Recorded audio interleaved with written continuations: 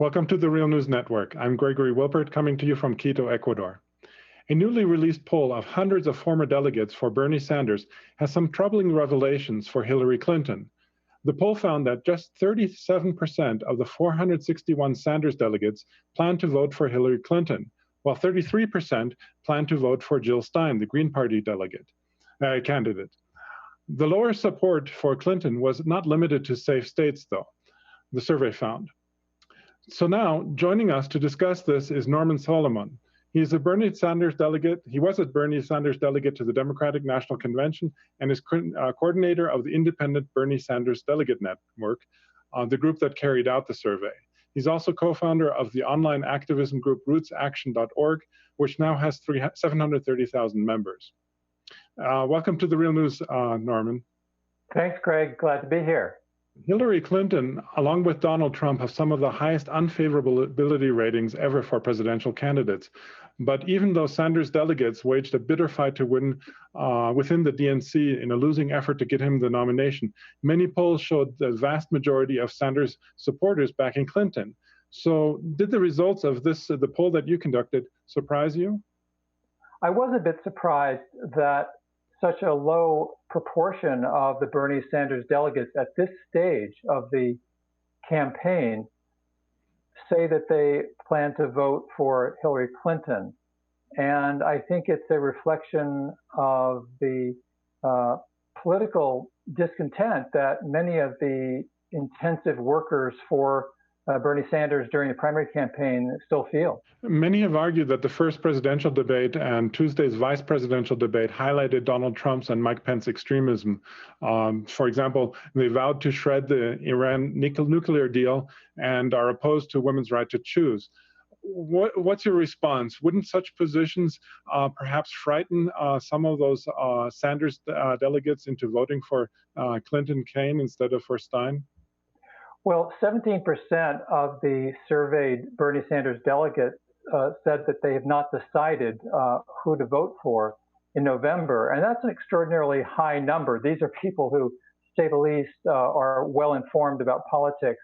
And my hunch is that many of them want to see how close the election appears to be right before they cast their ballots, particularly in swing states. So we may see a bit of a surge towards Hillary Clinton if it appears that she does not have the election locked up. So do you think that the poll is an indicator that the Bernie movement, so to speak, will continue regardless of who wins in the White House in 2016? I mean, considering that they have a relatively independent way of thinking about this election still, and therefore will continue that. In other words, does this poll show that there's a real movement that might continue beyond the election? Well, I see this straw poll of the Bernie Sanders delegates at this stage as another straw in the wind, and there are many, many straws pointing in the direction that whether Hillary Clinton is elected president or not, there are large proportions of the Democratic Party base, especially young people, including so-called millennials under 35 years old, who simply do not accept the sort of corporate militarism of the Hillary Clinton wing of the party, which is unfortunately still the dominant wing. It's notable that the millennials, according to national polls, are quite enthusiastic about Gary Johnson, the Libertarian Party candidate, who is anti-war, but also is very pro-Wall Street. It's couched in libertarian rhetoric, but he doesn't believe in regulating the so-called free market system, which is to say he just believes that people with a lot of money and corporate power should run roughshod over the society. And so in that situation, you have, I think, a sort of notable huge difference between the national polls generally for under 35 people, who after all went very strongly for Bernie Sanders, and the polling that we did with the results that have just come in around Bernie Sanders delegates. In the case of the delegates, almost none of them say they're going to vote for the Libertarian candidate, Gary Johnson.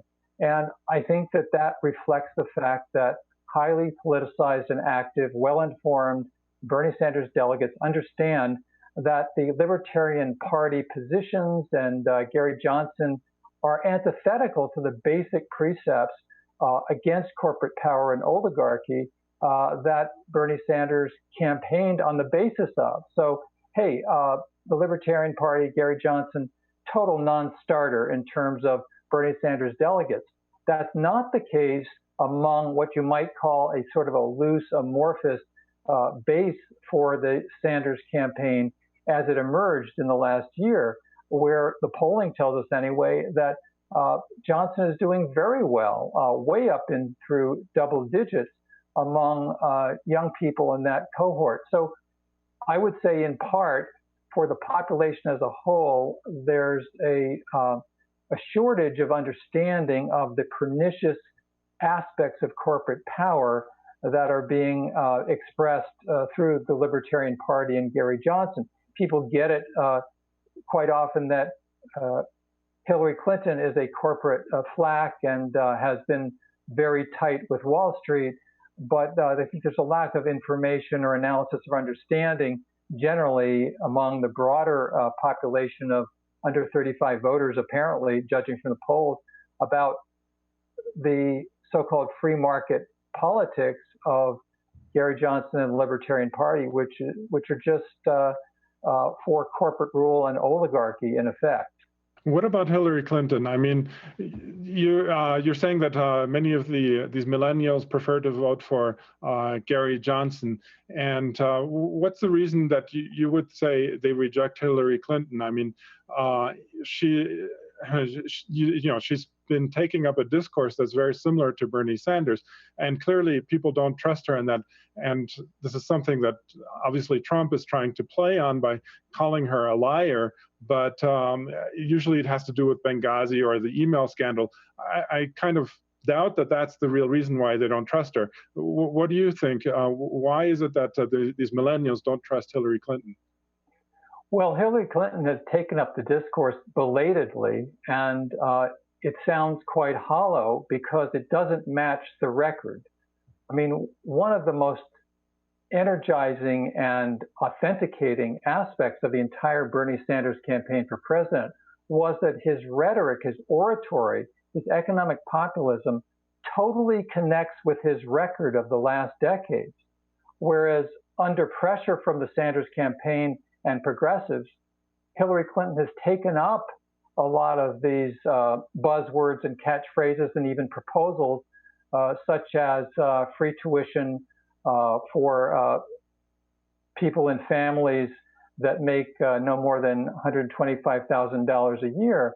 But Hillary Clinton has a record, as does Bill Clinton, of talking progressive when it's advantageous, but behaving quite the opposite in terms of policy.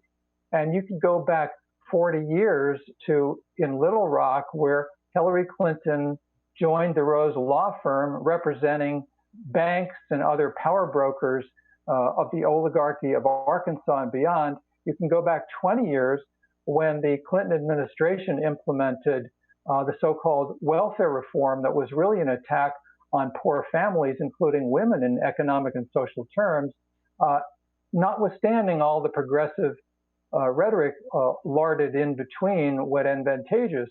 And that pattern has really continued in terms of Hillary Clinton's activities and taking big money from corporate contributors and so forth, as Bernie Sanders highlighted during the campaign in the last year.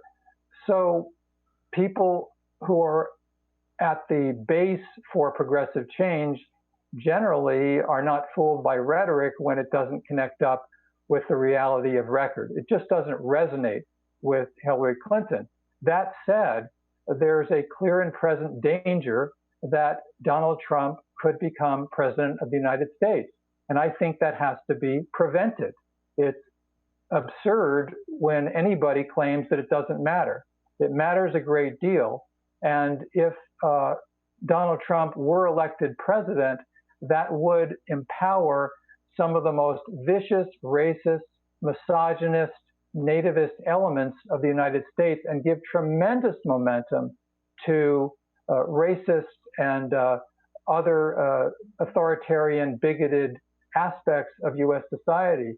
So that's where, when we come back to the question of the votes coming up in the presidential race, I believe, speaking for myself, that in swing states, the only way clearly to stop Donald Trump is to hold your nose and vote for Hillary Clinton. I agree with Noam Chomsky and others on that. You know, if you live in Florida, North Carolina, New Hampshire, Ohio, Colorado, etc., you know, a dozen swing states, then the only way that you're going to help prevent a Trump presidency is to cast your ballot upcoming for Hillary Clinton. At the same time, it's a mistake to pretend that Hillary Clinton is anything other than she is. And there's a need for a tactical alliance in this election with the Clinton-Kaine ticket. But that doesn't mean we have to pretend that she's anything other than the presidential candidate who at this point is the only tool available to prevent a Trump presidency, which would be truly catastrophic for this country and the world. Okay, well, it was great talking to you, Norm. We've run out of time now, but of course, obviously, we're going to get back to you on this issue, and if there's any other developments in these kinds of polls and developments also in terms of what the millennials are thinking, we'll get back to you. So thanks again for joining us at The Real News. Thank you, Greg. And thank you for watching The Real News Network.